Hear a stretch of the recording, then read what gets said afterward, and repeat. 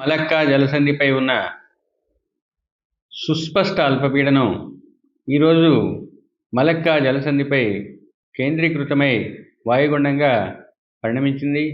ఇది అండమాన్ నికోబార్ దీవుల్లోని నాన్కోవ్రీకి 740 కిలోమీటర్ల దూరంలోను మరియు కార్ నికోబార్కి 870 కిలోమీటర్ల దూరంలోనూ ఉంది. ఇది రాబోయే 48 గంటల్లో మెల్లగా పశ్చిమ వాయువ్య దిశలో పయనించి మరింత బలపడే అవకాశం ఉంది.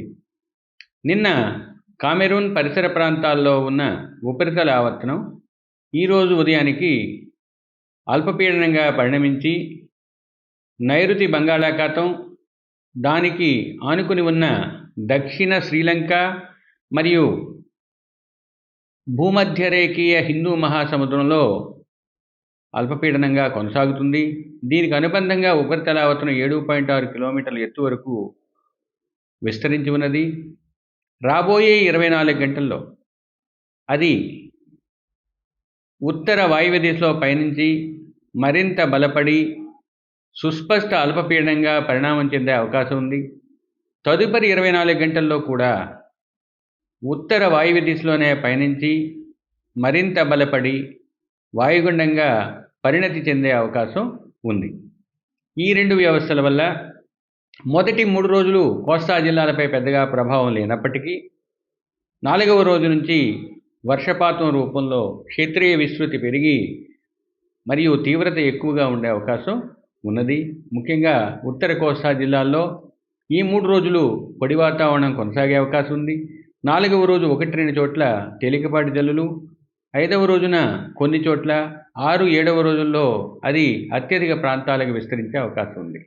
అదే ఉత్తర కోస్తా నుంచి దక్షిణ కోస్తా జిల్లాలకు వచ్చినట్లయితే దక్షిణ కోస్తా జిల్లాలపై మొదటి 3 రోజులు తేలికపాటి జల్లులు కొనసాగే అవకాశం ఉంది. 4వ రోజు కొన్ని ప్రాంతాలలో, 5వ రోజు పలు ప్రాంతాల్లో, 6వ రోజు 7వ రోజు అత్యధిక ప్రాంతాల్లో తేలికపాటి నుంచి మోస్తరు జల్లులు పడే అవకాశం ఉంది. ఇక వర్షపాతం యొక్క తీవ్రతను అనుసరించి 5వ రోజు, 6వ రోజు, 7వ రోజు అంటే 29, 30, 1వ తేదీ డిసెంబర్ నాటికి కోస్తా జిల్లాలపై భారీ వర్షాలు 1-2 చోట్ల నమోదయ్యే అవకాశం ఉంది. ముఖ్యంగా దక్షిణ కోస్తా జిల్లాల్లో మరియు రాయలసీమ జిల్లాల్లో 5వ రోజు, 7వ రోజు అంటే 29వ తేదీ, 1వ తేదీన భారీ వర్షపాతం, 30వ తేదీన భారీ నుంచి అతి భారీ వర్షపాతం నమోదయ్యే అవకాశం ఉంది. ఉత్తర కోస్తా జిల్లాల్లో 5వ రోజు కాకుండా 5వ రోజు తరువాత అనగా 6వ రోజు, 7వ రోజు అంటే 30వ తేదీ, 1వ తేదీ నాటికి 1-2 చోట్ల భారీ వర్షపాతం నమోదయ్యే అవకాశాలు కనిపిస్తున్నాయి.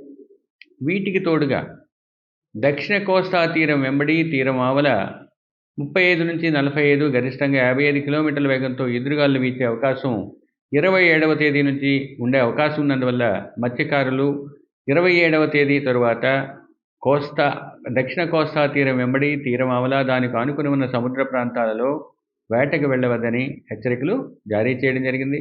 వ్యవసాయదారులకు కూడా మాకున్న ప్రత్యేక విభాగం ద్వారా సరైన సూచనలు, హెచ్చరికలు, సలహాలు జారీ చేయటం జరిగింది. చరిత్ర సృష్టించినోడు ఇప్పుడు ఆ చరిత్రని తిరగరాయబోతున్నాడు. అబద్ధాల గోడల్ని బద్దలు కొట్టి నిజాలను రాగా మీ ముందుంచబోతున్నాడు. నిజమైన వార్తల కోసం వెంటనే డౌన్లోడ్ చేసుకోండి రా యాప్ని.